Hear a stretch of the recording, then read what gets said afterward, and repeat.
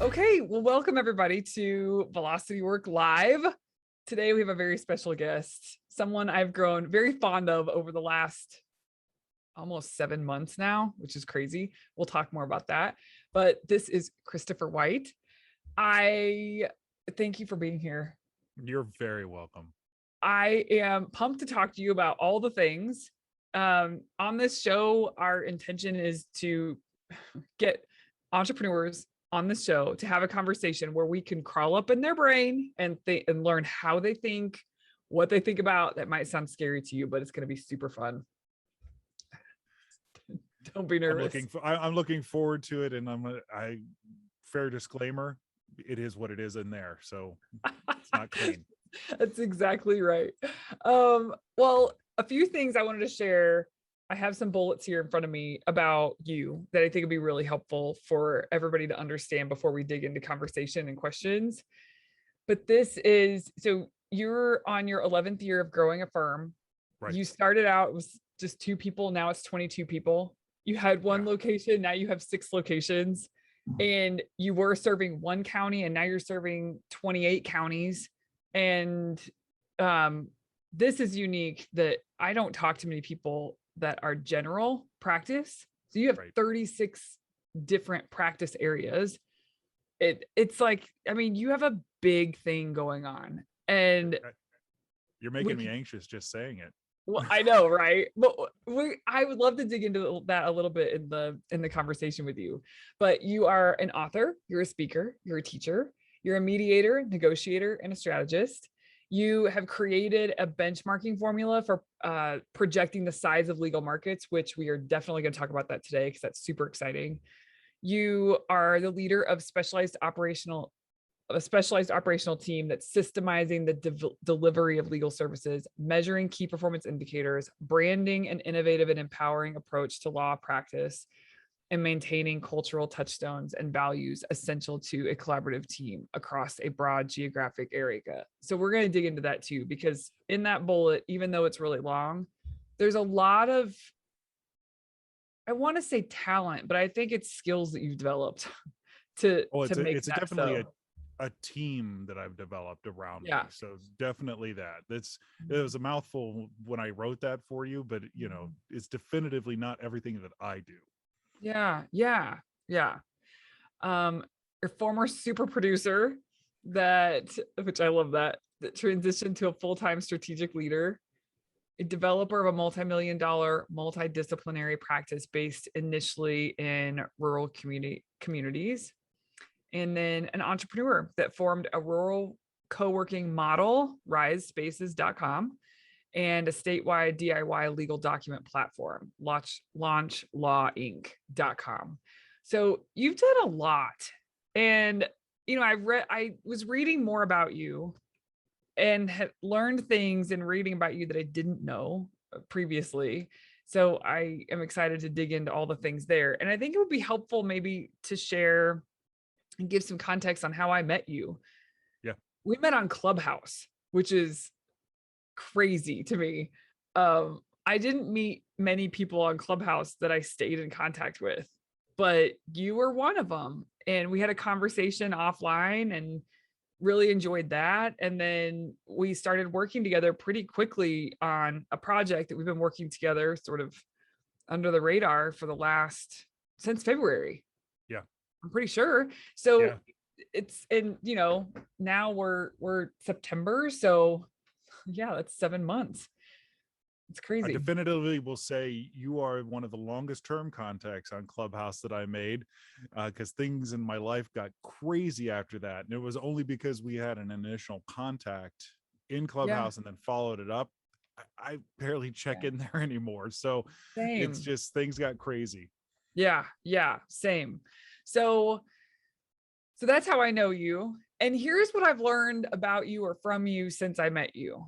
You are an impressive human in that, number one, I don't know any GP that, and I work with a lot of lawyers who own their own firms. I don't know any other GP who has done what you're doing and has thought the way you've thought about it and has gone against today's wisdom of, niche down, niche down, niche down, and I think there's a lot of wisdom in that, but there's no one right way. And you've really proven a model that works, especially within the community that you live, to build what you've built and not be a niche. As a matter of fact, that probably would not serve you if you were that is in We the just community don't that you're have in. the population base Yeah. that a lot of major markets do.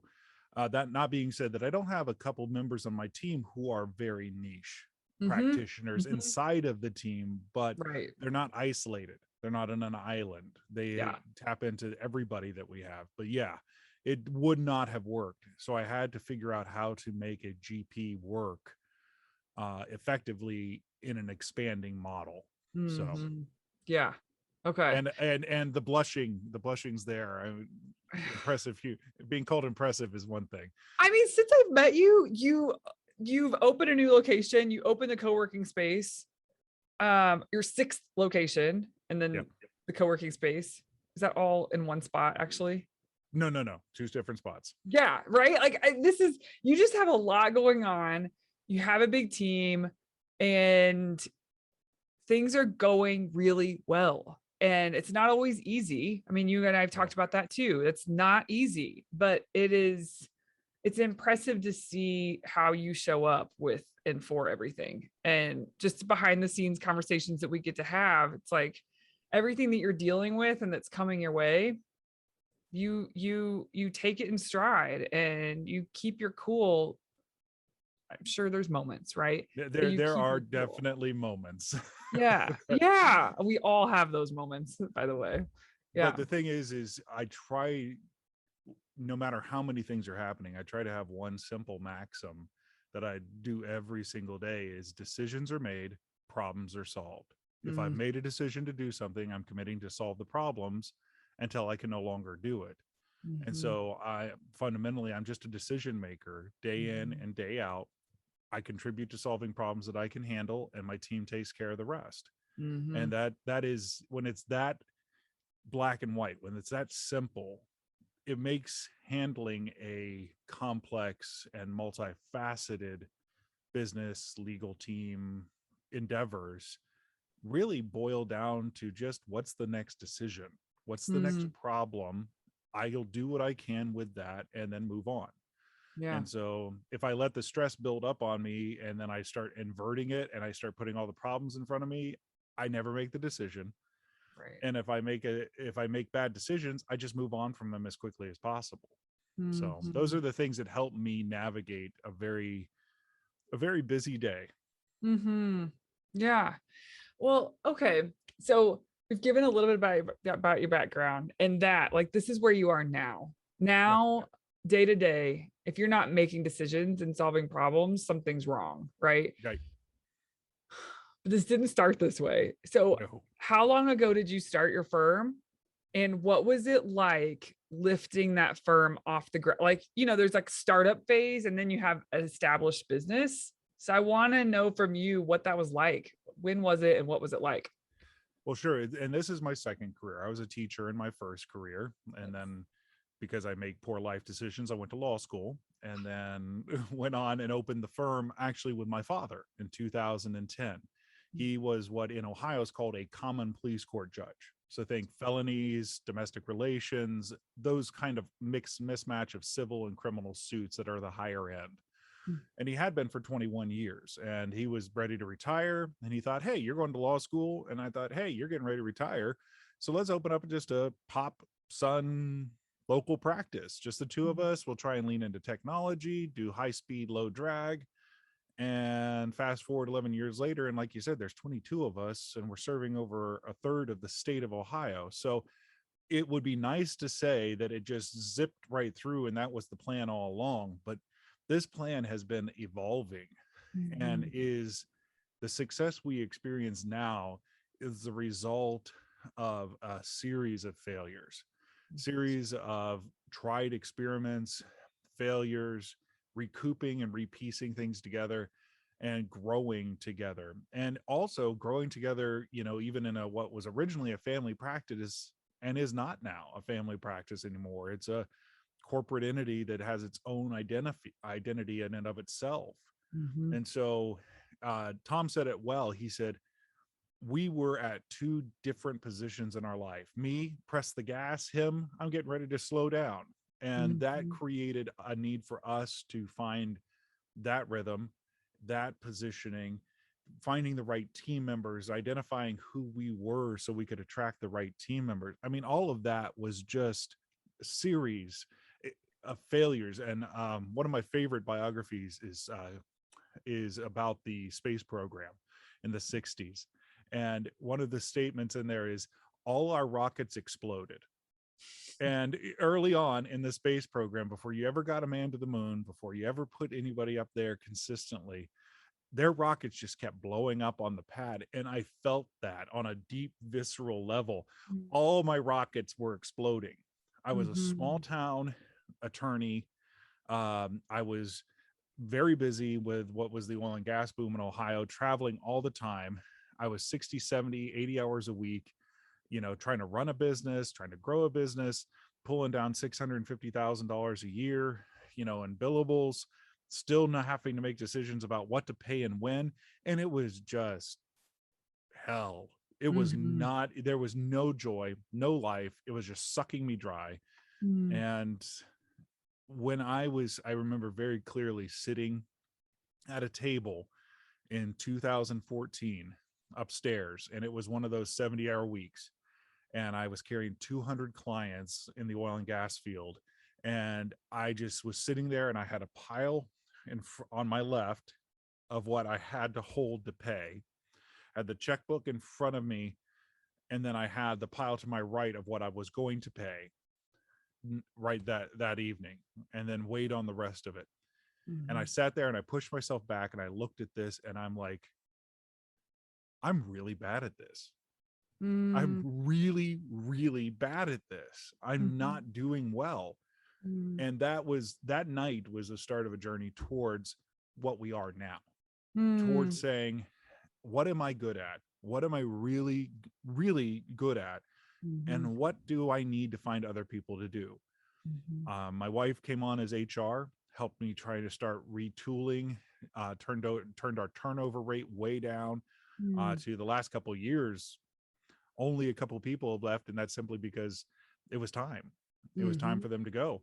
And we hired my CFO, and she, quite honestly, she hates it when I say this, but I'll put her up against anybody else in the industry for understanding law firm finances, because Mhm. she has thrown herself into understanding it and knowing what's going on. I hired my IT and tech executive admin, and Mhm. she has a high school degree and knows more about our systems than anybody else I know, and is right Mhm. now pushing all the boundaries on our systems to the point that we're like, we want to do this. And she's finally saying to me after 6 years, the systems don't do that anymore. We Mhm. can't do that. We need to figure out another way, another system, another platform to do this Mm. inside of. And then my marketing and branding guy who came on board and took us from 40 to 50 intakes a month to July, we had 300 people call the firm in Wow. 1 month and 147 new matters created.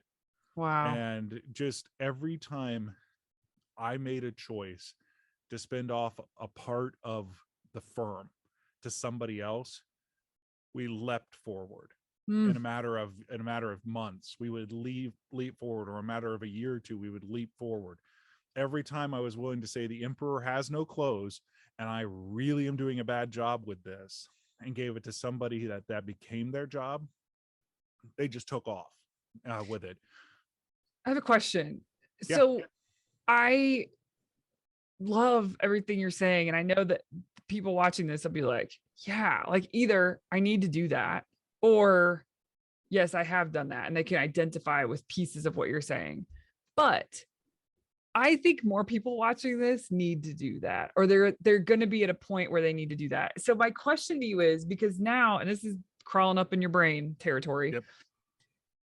now it's clear as day to you. Like you can look back, it's hindsight's 2020, and but in the moment, the decisions probably felt messy and Yeah. probably felt like a huge risk.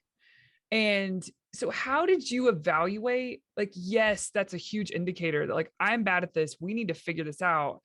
How did you decide like this is the right time to make this investment? I mean, did you just have the cash like cushion on hand where it easy peasy, or was it like, Oh oh, no. this is risky? So like talk about that, how you made those calls and what the fears were and how they played themselves out. Well, I will say this. The first decisions in that route were simply gut. It was simply going, I need somebody better than me. Mhm, And this should work better. mhm, When I hired Irene on as my CFO, she came on board. The entire first year she spent undoing what I had done for the mhm, previous 5 years mhm, and resetting and putting in controls and finding savings. And it only became evident about 18 months into it. She's paying for herself by everything she's saving us. mhm, And, freeing up my time to be more valuable, to be doing more with what I'm good at, which was driving more work to the firm. mhm, When it came to, Erica, and it came to Jordan, and it came to my wife coming on full time in HR, things were starting to make more sense. We started to figure out how to measure the impact of what was going on. What is the impact of turnover rates being higher? We can measure that. What is the impact of each matter coming in and having somebody dedicated to getting more? Because in a mhm, GP practice, sure, you have specific marketing techniques that you need for each kind of practice, but how do you get brand saturation? I don't know. I went to law mhm, school. I have an undergrad in theology. I don't mhm. know how to Yeah, brand saturate a market. yeah. And so we started being able to get smarter as we went along, because we were able to measure and quantify the impacts that we were having when we weren't having somebody focus on an area, Mhm, when we were taking away from our attorney's production time in an area. And the reality of it is you kind of already read that even took me out of production, mhm, because I had to step away from being the lead producer, lead originator in the firm, to the degree that I'm still the lead originator based on relationships that I created when I was full time in practice. mhm, I had to step away to lead, because a mhm, growing team of attorneys and operations and support people needs somebody focused on what is, and now specifically what's next. Where are mhm. we going? How are we growing? Where are things going? So yes, it was messy. Yes, Yeah. I wasn't sure if it was going to work. And it was only through trial and error, and then seeing the data come in, that we could start to say quantifiably, this makes sense. Now, Mm, a lot of your listeners may not be in a similar situation where I am, in a rural environment with mhm, 43,000 people in your entire county, mhm, where you have to bring people in house, because there mhm, aren't remote service providers, there aren't virtual service providers who understand your market. And mhm, so my investment is much more dollar heavy. Whereas some of your people who are watching right now, they may be able to have, C-suite, fractional C-suite people mhm. come in and help them with that. But that just doesn't exist in our area. That Yeah. doesn't something I have access to. And so, Technically, what you're saying is you could do that, but you'd be wasting your money because they just don't get it. Like no, they're not dealing with many people that have the same set of circumstances that you have. no, they Is don't. that right? And Yeah. my in-house team fundamentally understands who we are and how we operate and our values by which we operate. They And are they're the community. engaged. Yeah, Mhm. they're engaged every single day Yeah. in how we want to be, who we want to be. Yeah. Yeah. Well, okay. I know it's going to seem like I'm harping on this, but I'm just curious if I can get to it.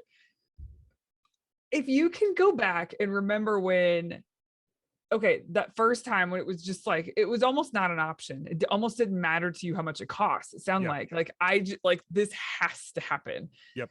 So, okay, with that scenario, did how when it came to I think most of the reason people struggle with this decision is money Yeah. and figuring out where they are with things. So were you basically willing to take a pay cut if it meant that this would be taken care of? I guess you were willing, not that you had to sacrifice, but it was like, if this is going to work out in a way where I need to give more to the, if I need to cut some of from what's coming to me in order to make this happen, I'm willing to do that. You were at that place. Absolutely. There's And that. I will say it was all gut, meaning, yes, it was like a crisis situation that a Yeah. change needed Yeah. to happen. I did do the simple math of saying, if this person adds back in 10 hours a week to my time of billable time, Yes. this is Okay. how I offset that. This is how I offset that investment. And Yeah. so there was very simple math that we've since gotten much more sophisticated at. But Right. even that simple math of saying, it's taking me this much time a week to do this, Yeah. I can even just redirect that Yeah. time Yeah. into something else. What can I make off of that? And this is, I think this is important because so many people, here's the thing, in entrepreneurship, there's a lot of people that enter the game of being a business owner, and you can stay a business owner, which is, there's nothing wrong with that. But if you want to have an entrepreneurial way of thinking, you can't keep the mentality that you need assurance, because No. assurance isn't a part of the deal. So you do take risks. And I think sometimes people want the sophisticated math to prove to them, to assure them that this is the absolute right decision. And you can't get that. So this is a really good thing, I think, for people to hear, is that you did simple math to Yeah. see, like, okay, if I can get 10 hours a week back, then, and I spend that 10 hours a week generating, or, producing, like, making money, whatever that looks like, You're right. Right. then we're good. That's at its core, that's what needs to happen. And the simple math is what you chose to move forward with. You didn't do no math, which in a crisis situation, maybe sometimes I can see where people like skip the math and are like, whatever it takes, man. Right. Right. So, but you did do simple math. And I think that's smart and wise. And you turned that, you were taking a chance, and you Yeah. turned that into an opportunity that could, like, give back and give back and give back. You took control where you had control. And I think some people just wait for this perfect equation to be able to, like, push go, and that will hold you back. It's like saying you'll be ready to have a kid. It's like Okay. you're never ever Oh. ever ready to have a kid. You don't No, understand if your no. mentality is that there will be a day when I'm ready to have a kid. You don't understand what it means to have a kid, because there is no being Yeah. ready for that. But yes, that is the bootstrapping mentality, that I reach down and I'm grabbing my bootstrap. I'm going to make this happen, and I'm going to give my life for this. I've spoke about my aversion to bootstrapping in the past based upon my own legacy, is that physically, when you reach down and grab your bootstraps trying to lift yourself up, you only become smaller.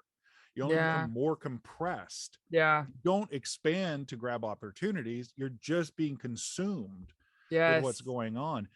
It happened. I didn't know enough about math or business math at the time to know that Irene's addition to the team would pay for itself within 18 months by what she was saving us. That was Right. not even on my horizon. What I Right. knew was I could hand this off to somebody who would do better than me if I was able to go out and build more, do more.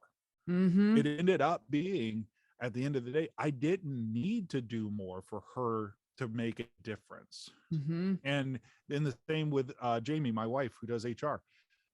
Her offset is the lack of time we have to spend in retraining for new positions. Yeah. Our Which is systems huge. make sense, but we have told people it regularly takes between 3 and 6 months to feel comfortable inside of our systems. That's a Mhm. long window of retraining if you don't hire Yeah. the right person. Right. And so these people, we've learned how to see, yes, there's an initial investment. Yes, it's an overhead cost that is not generating direct revenue. But Mhm. what it is doing is really impacting the bottom line, because all I need to do is say, what do I have to do to pay another attorney to come on board and not really be up to speed within 3 months? What's Mhm. that investment cost me? Yes. And I can Yes. start doing those pieces. And all kudos to Irene if she ever listens to this. She taught me this. She Yeah. had to break it down business math to an 8th grade level and Yeah. talk to me sometimes. And then she'd say something to me and I'd be like, stop, just stop. Yeah. Simpler, Yeah. simpler. Break it Yeah. down. What's the difference between the balance sheet and the profit and loss statement? I don't understand. Tell me again. And so learning those things helped me be a better leader, but I don't have to monitor them. Yeah. Yeah.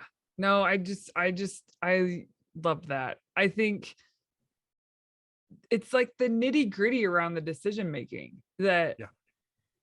you have and you've developed. I mean, you develop now because you do rely on more sophisticated math for certain decisions now. Yeah. There's probably certain decisions you still make, though, to this day, kinds of decisions where they're newer decisions to make. And so you have to do simple math first until you run it, and then you can get some sophisticated data. So, or Absolutely. data to be able to do sophisticated math. I wanted to go back to that. So thank you for indulging Absolutely. me there. Well, to your point, when I launched the new collaborative workspace, one of the first of its kinds in a rural environment, we don't know if it was going to work.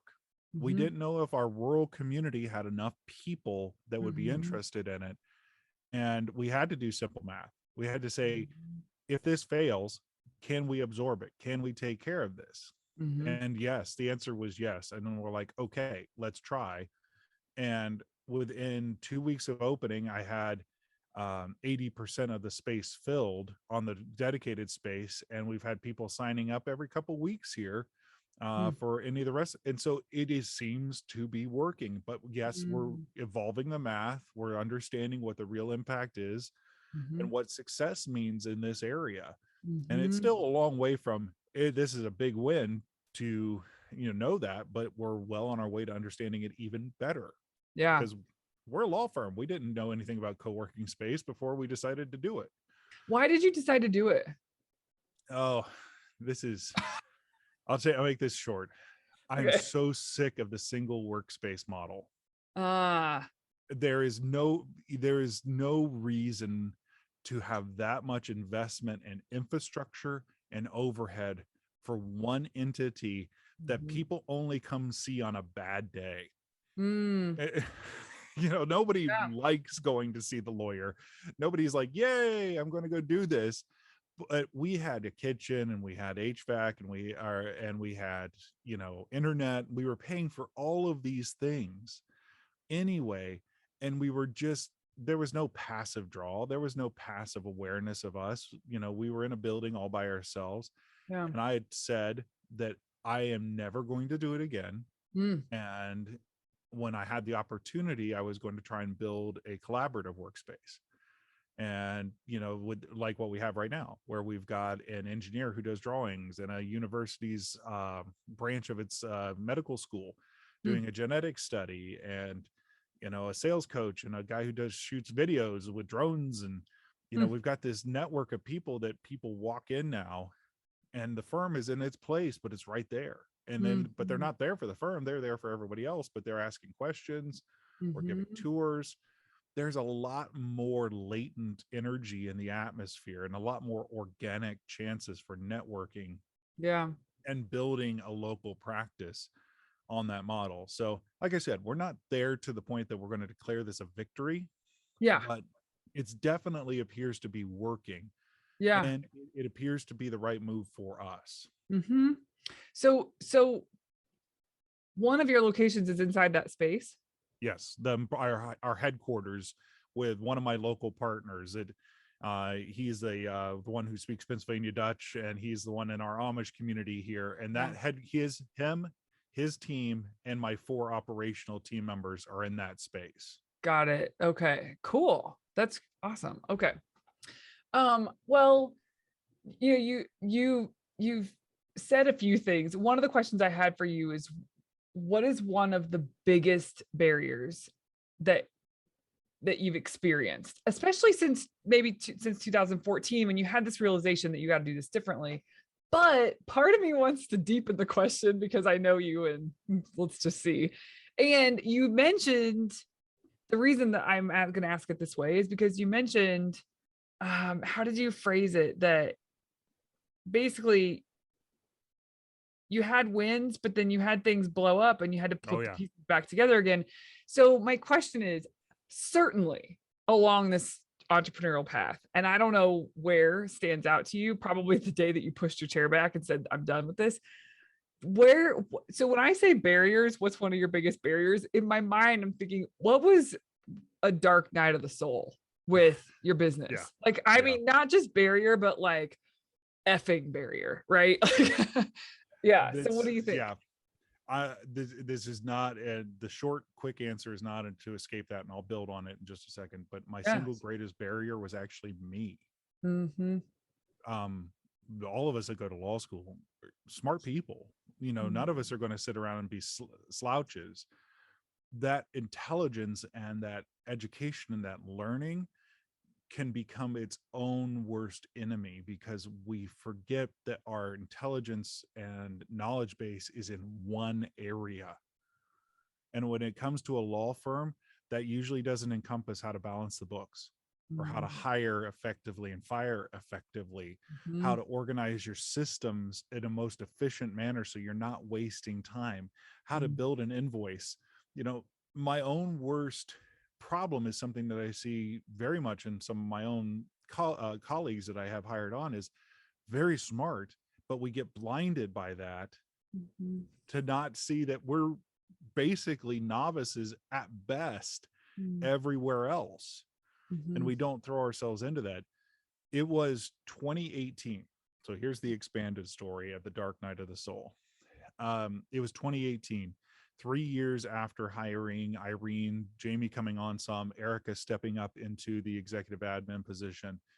And what was actually happening as a result of the decision was I was having an identity crisis because I had done everything.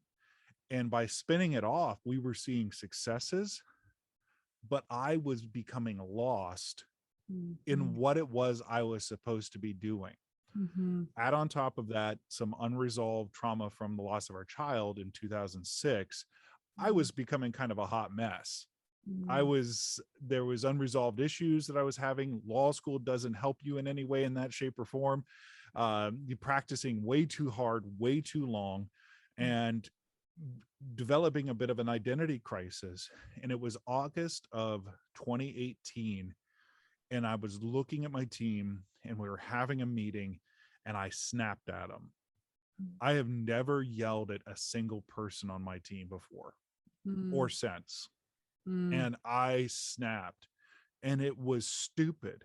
But it would just reach the point in my spirit, my soul, my heart, whatever you want to call it. I just reached that point where I snapped, and I sat back and I went, I'm really sorry. I need a few moments.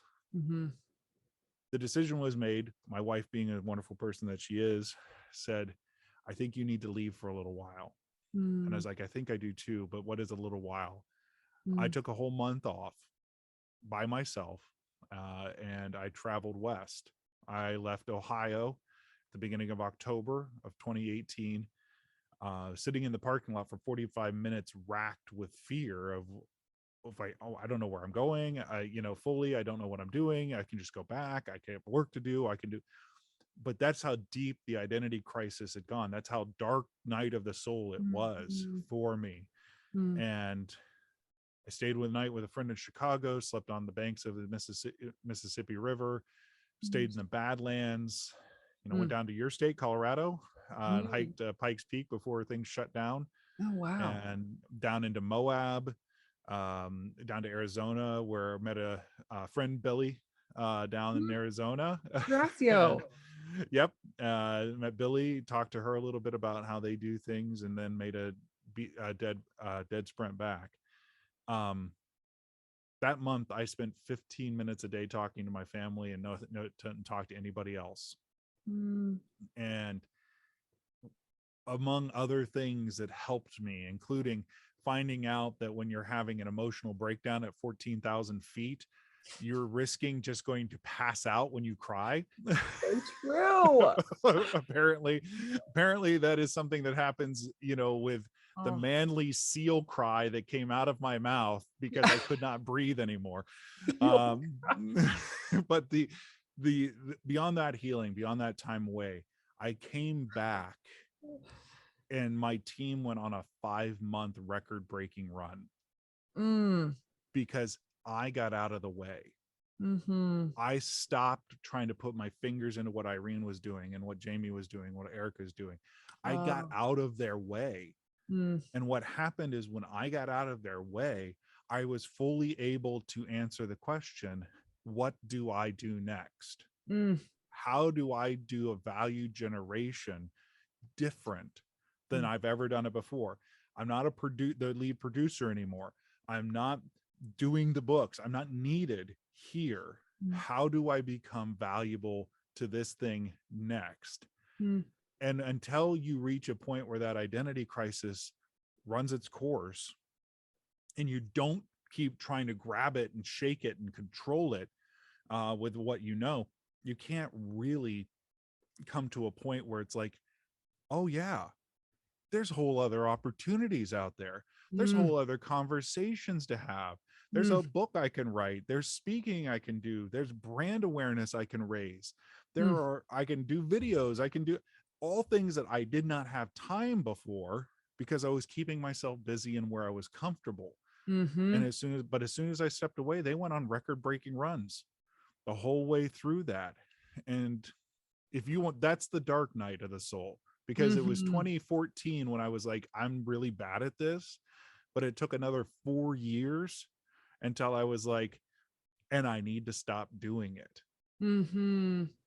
Oh, that's so good because, well, I do think identity crisis is it's like it's the right word because you create this new reality externally, like with your firm and with all the pieces, but there has to be a pretty big flip for the person who's behind all of that too, because you're used to doing what you're doing. And yeah, plus like we all, you were mentioning that your son passed away in 2006 and there was just unresolved stuff there, and it's like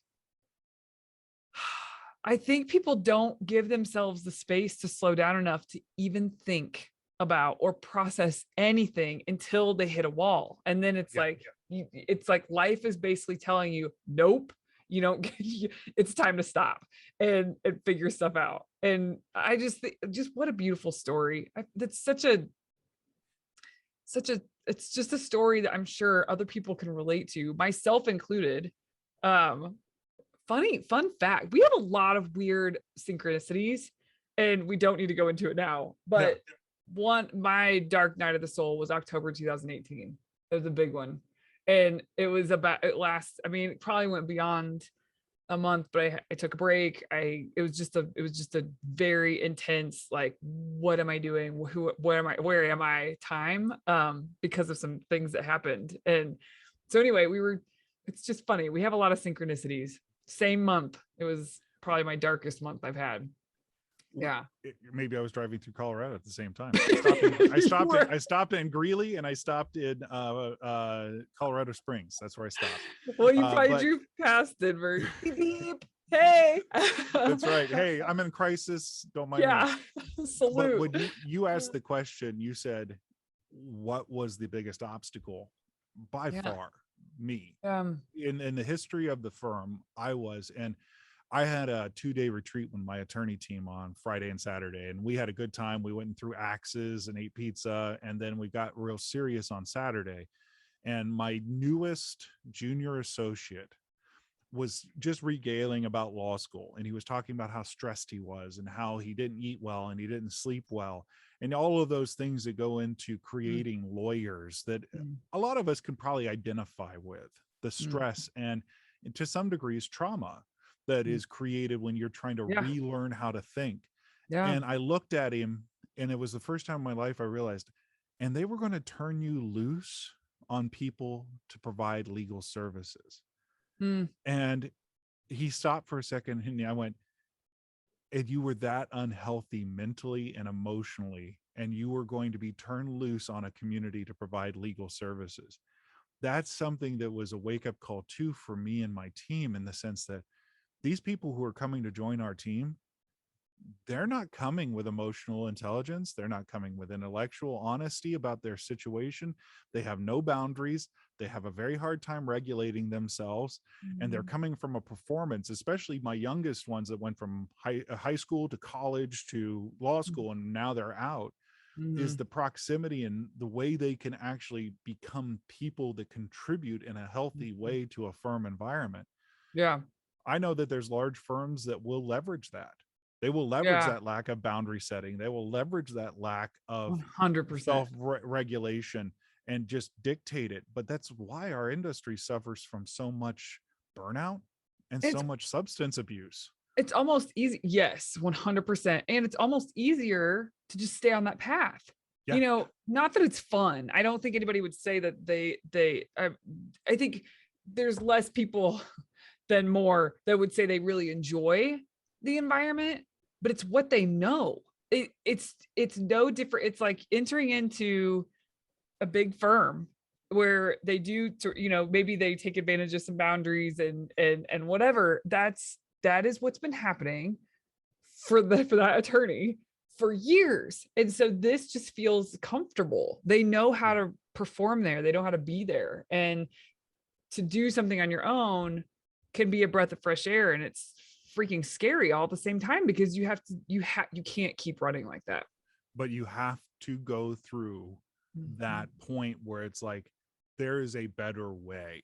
Yes. Because if you just take that into your own practice, if you just come from big law and go into your own practice, or you were working for somebody else and now you formed your own, or you're in charge of a firm now that you kind of Mhm. grew up in, you have to be willing to go through. And I did study theology, so I'm going to say a term that I coined, essential atheism, Mm, where if you believed in a God that you grew up with, uh, and you found out, oh man, those people didn't know what they were talking about. That guy's not angry. That guy's not this. That's not what happens. Actually, is psychologically, you have to go through the steps of atheism to disbelieve in that huh. before That's you come to fascinating. another belief. And in the same way, you go through an essential atheism that you thought, this is what it means to be a lawyer. Yeah. And you have to disbelieve those things and go through the hard process. And some people can't, they just leave at that point in time because it's like, it's too much of a crisis before it reforms into, this is what it actually means to be a lawyer. Yeah. And that essential agnosticism or atheism about the industry is Hmm. something that reshapes really successful lawyers from people who weren't able to set boundaries and weren't Hmm. able to regulate themselves and weren't able to say success is more than the Audi in the garage. Right. Right. Success is a 40-hour work week and you go home and be with your family. Yeah. 100%. So good. Um, okay. Well, man, I had all kinds of questions ready to roll, and I like where this is going. Okay, this is a question I want to ask you. What, like, there's probably certain things that came with success. So I guess I'm talking like after you came back and you've had like things took off. You got your hands out of the everybody else's Yep. pots. So what were you what is something that comes along with success as you know it now that you didn't expect? Is there anything that comes to mind? Yeah, actually, it was we had a good discussion about this last week with my ops team when we were doing we did a 1-day ops team retreat and a 2-day attorney retreat. And so Okay. lots of transparent conversation.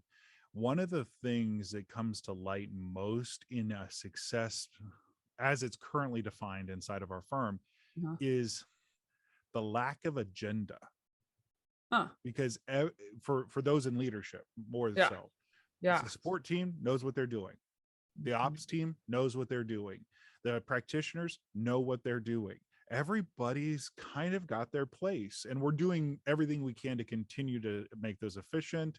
And there's always a little twist of the screw that we find that we can do, but those will be ongoing forever. Mhm. Nothing Mhm. will ever change there.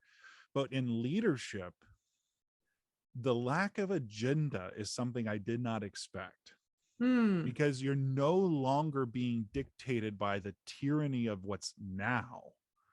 Hmm. You're being dictated by what is next. Hmm. And what's next doesn't just show up at your door and be like, hey, I had a 3:00 scheduled with you and we're going to go over this will. That's Mhm. not how it presents itself. Mhm. And so sometimes one of the things that I found in my new identity was it is essential to wander around a little bit without an agenda. Mm. Try, grab this piece over here. Does it fit here? Grab Mhm. this conversation and this relationship and let's mash them together and have a conversation. Mm. Jump on this new app and just talk about what you're doing, and one Yeah. with no agenda of meeting Melissa. Yeah. you know Yeah. Sometimes you literally, in a place where success happens like that, you have to be comfortable knowing it will come. Things will come for you to work on. But Mhm. some days you sit back and you go, I don't know. I Yeah. don't, everything's, the team is doing what they're supposed to be doing, and I'm going to be available. And so I'm going to read, I'm going to listen to some podcasts, I'm going to think about the firm and try and deconstruct it and reconstruct it in my mind. Look at Mhm. what our next opportunity. I mean, we had a meeting last Thursday's meeting set out where we're going to try and open in January and we're going to try and open next June. Mm. Literally, the team has designed a process that's so efficient in opening a new office. I don't have to do anything with it until October. I Yeah. know when I need to start doing something with it. I know Right. how long it'll take, but between now and October, I don't have to think about that. Yeah. I don't have to think about that expansion.